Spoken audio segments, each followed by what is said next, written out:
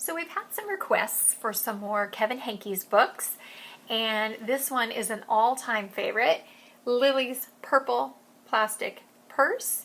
And in last week, I had read to you a story called Chester's Way, where they meet Lily. And now this is Lily's book, all about her. So, Lily's Purple Plastic Purse. I love school. Lily loved school. Look, there's Chester and Wilson. She loved the pointy pencils. She loved the squeaky chalk. And she loved the way her boots went clickety-clack, clickety-clack down the long, shiny hallways. Lily loved the privacy of her very own desk. She loved the fish sticks and chocolate milk every Friday in the lunchroom. She says, straws make everything taste better. And most of all, she loved her teacher, Mr. Slinger. For you. Mr. Slinger was as sharp as a tack. He wore artistic shirts. He wore glasses on a chain around his neck, and he wore a different colored tie for each day of the week. Wow, said Lily. That was just about all she could say. Wow. Instead of greetings, students, or good morning, pupils, Mr. Slinger winked and said, howdy. He thought their desks in rows were old-fashioned and boring. Do you rodents think you can handle a semicircle? And he always provided the most tasty snacks, things that were curly and crunchy and cheesy. I want to be a teacher when I grow up, said Lily. Me too, said her friends, Chester and Wilson and Victor.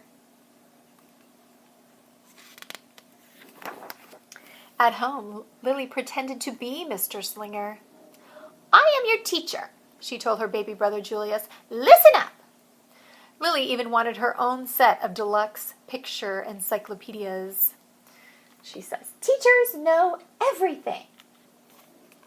Why, yes, they do. What's with Lily? Asked her mother. I thought she wanted to be a surgeon or an ambulance driver or a diva, said her father. It must be because of her new teacher, Mr. Slinger, said her mother. Wow, said her father. That was just about all he could say. Wow. When the students had free time, they were permitted to go to the light bulb lab in the back of the classroom. They expressed their ideas creatively through drawing and writing. Lily went often. She had a lot of ideas. She drew pictures of Mr. Slinger, and she wrote stories about him, too. During sharing time, Lily showed her creations to the entire class. Wow, said Mr. Slinger. That was just about all he could say. Wow. And here is her book. Big, friendly Mr. Nice Man Teacher. And at the very last second, Mr. Slinger saved the cold, starving elderly.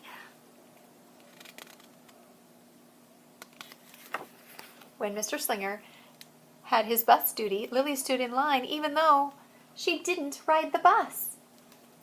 Lily raised her hand more than anyone else in class, even if she didn't know the answer. Call on me, please, please, please, please. And she volunteered to stay after school to clap erasers. I want to be a teacher when I grow up, said Lily.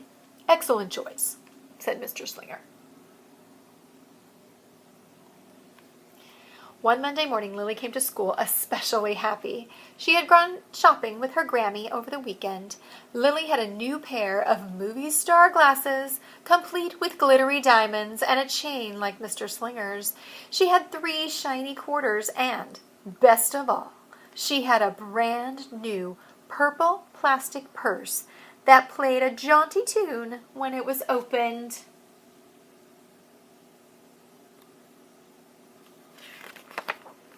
Lily wanted to show everyone. Not now, said Mr. Slinger. Listen to our story. Lily had a hard time listening. Lily really wanted to show everyone. Not now, said Mr. Slinger. Let's be considerate of our classmates. Lily had a hard time being considerate. Lily really, really wanted to show everyone. Not now, said Mr. Slinger. Wait until recess or sharing time. But Lily could not wait. The glasses were so glittery. The quarters were so shiny. And the purse played such a nice music, not to mention how excellent it was for storing school supplies. Look, Lily whispered fiercely. Look, everyone, look what I got.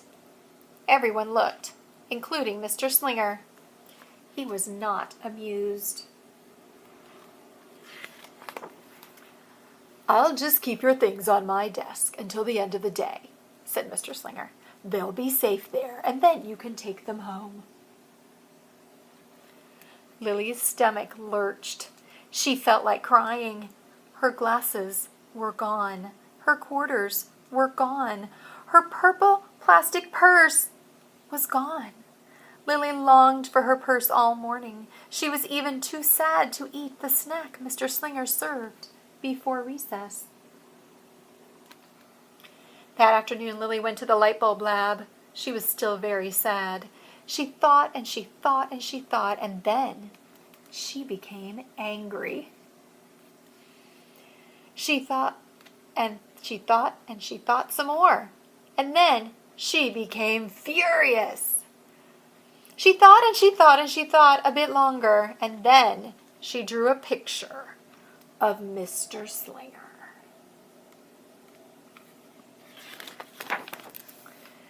Right before the last bell rang, Lily sneaked the drawing into Mr. Slinger's book bag.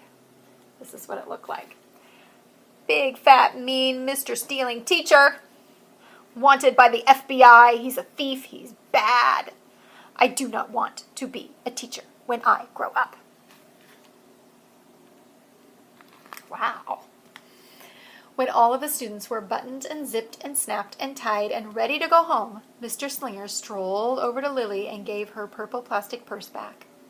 It's a beautiful purse, said Mr. Slinger. Your quarters are nice and jingly, and those glasses are absolutely fabulous. You may bring them back to school as long as you don't disturb the rest of the class. I do not want to be a teacher when I grow up, Lily said as she marched out of the classroom.